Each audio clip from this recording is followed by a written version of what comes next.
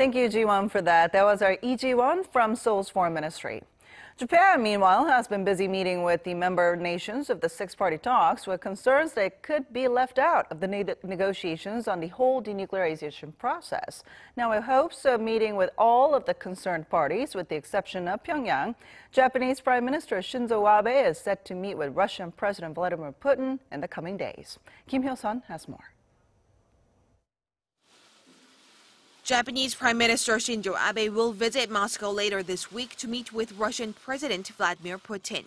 Abe's scheduled visit on May 26th will be an opportunity for him to personally congratulate Putin on his fourth term, but most importantly, it will be a chance for him to discuss the denuclearization of the Korean Peninsula with the Russian leader. Tokyo has called for a complete and irreversible dismantlement of North Korea's nuclear programs, while Moscow continues to insist that this is something which cannot be achieved in a short time frame.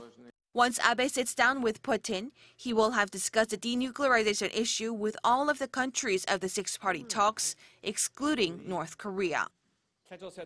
North Korea must show actions towards denuclearization. I discussed this issue with Chinese Premier Li Keqiang and South Korean President Moon Jae-in.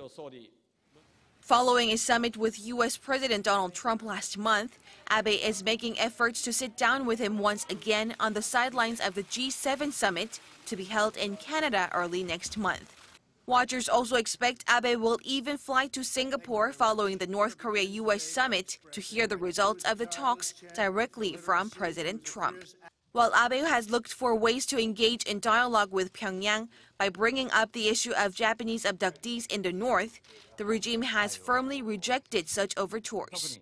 Tokyo is currently exerting every effort not to be excluded from the denuclearization talks, and is especially preparing for a possible multilateral discussion among the countries of the six-party talks.